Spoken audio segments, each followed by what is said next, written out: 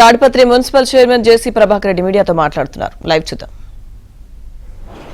దానికి ఏదైనా ఒక వింగ్ మాదిరి పెట్టి వాళ్ళ బాధలను తీరవండి. ఎవరు డబ్బులు కావాలని కోరుకోవడం లేదు. చాలా కష్టపడ్డాం. బయటికి రాలేని పరిస్థితులు మాకు ఉన్నాయి. మీరు ఇవన్నీ తీర్చాల్సి వస్తుంది. రోజమ్మా, ఏం మానవులను చాలా తక్కువ వేసుకుంటాను నువ్వు. 30 నుంచే వాళ్ళు రాజకీయంలో ఉన్నారు. నన్ను అడిగితే కొన్ని ఫ్యామిలీస్ ఉన్నాయి, పాత ఫ్యామిలీస్. వాళ్ళలో వీళ్ళు ఒకరు. నెల్లూరులో మున్సిపల్ చైర్మన్ కూడా వాళ్ళే బిఫోర్ ఇండిపెండెన్స్. ఎవరి గురించి వాళ్ళ గురించి మాట్లాడదు. నువ్వు తైతక్కలాడుకుంటా ఇప్పుడు వచ్చావు రాజకీయంలోకి. మానుకో ఇష్టపడినట్టు మాట్లాడుతున్నావు అందరినీ. ఈతో మాట్లాడలేదు కాదు. ఎందుకు నోరు అదుపులో పెట్టుకో. ఏమనుకుంటావు నువ్వు? పెద్దాని నా అని వస్తారు. నన్ను అడిగితే కార్యకర్తల ద్వారా వీళ్ళని బయటికి రానికూడదు, బయటికి రానికూడదు.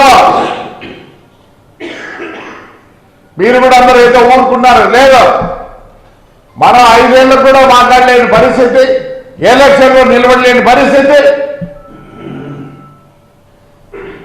పెద్దోళ్ళు ఎట్లన్నా ఉన్నాయి. మనం కొద్దిగా విద్యుత్పడాల్సిందే. అంటే అసలు అర్థమయ్యాలి. అంతకుముందు ఎప్పుడు జగన్మోహన్ రెడ్డి పడితే అసలు జరగాలి. ఈసారి జరిగినాయి, ప్రతి పల్లెల్లో జరిగినాయి. ఆడిపోయింది పోలీసు. ఆ పొద్దు మేము చంద్రబాబు నాయుడు దండ వేయాలంటే కూడా ఏదైనా పరిస్థితి. లోకేష్ యాత్ర స్టార్ట్ చేసినప్పుడు ఎన్ని కష్టాలు పెట్టారో మర్చిపోయినారా? డీజేలు లేవు, మైకులు లేవు. ఇలాంటి పరిస్థితుల్లో మరి ఎందుకు ఇంత సున్నితంగా ఉన్నారో మాకు తెలియడంలే. ఎక్కడ ఏం జరిగిందో మాకు తెలియడంలే. చాలా బాధాకరంగా ఉంది. ఎందుకు మాట్లాడిస్తున్నారు వీళ్ళని? ఎందుకు మాట్లాడిస్తున్నారు? ఓ పని చేయండి, రోజుల్లో బెంచ్ కారు తెచ్చుకోండి, టోకెన్లు అందే కావాలని ఇంటర్వ్యూ ఎట్లా తెలుసాలి. ఎప్పుడు పోయినా 100 మంది 100 మంది ఏమో సొంతం అనుకుందేమో. ఈ మధ్య ఏదో నడుస్తుంది. మళ్ళీ ఏదో చెప్తున్నారు మనం ప్యాకెట్లు ఇచ్చినారని.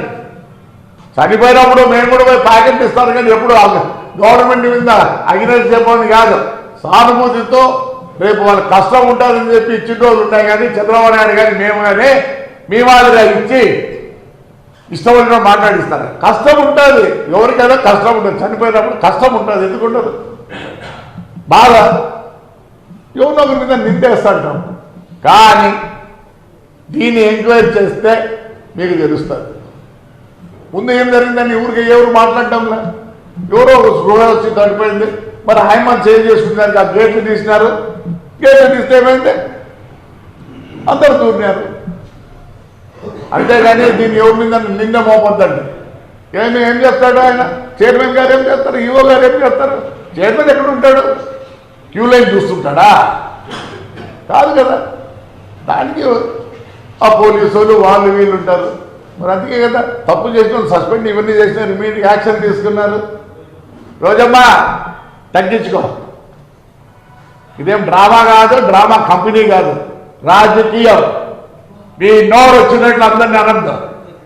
అంతకుముందు ఏడుతుంది మీ పెద్దిరెడ్డి అన్న నీకు అగ్నెస్ట్గా ఉన్నాడని. సార్ ఇంకా మానుకో దయచేసి. సార్ క్లిప్పింగ్స్ ఇస్తాం, ఒకసారి క్లిప్పింగ్స్ చూడండి దయచేసి.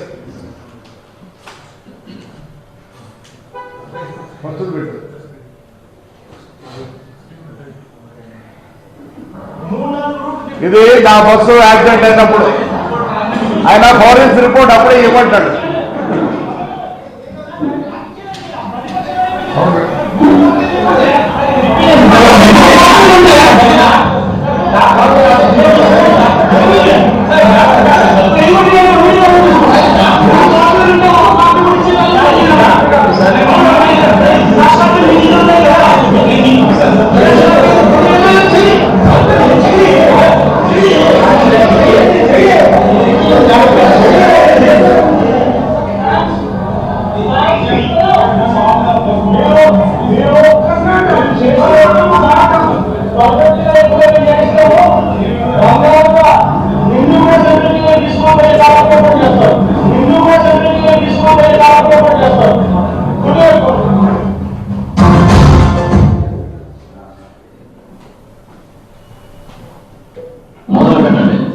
చిత్తూరు జిల్లాలో ఇన్సిడెంట్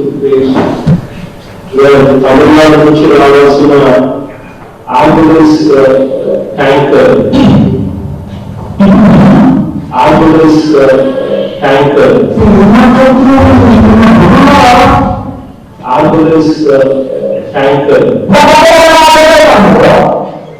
సరైన సమయానికి రాలేకపోయినందువల్ల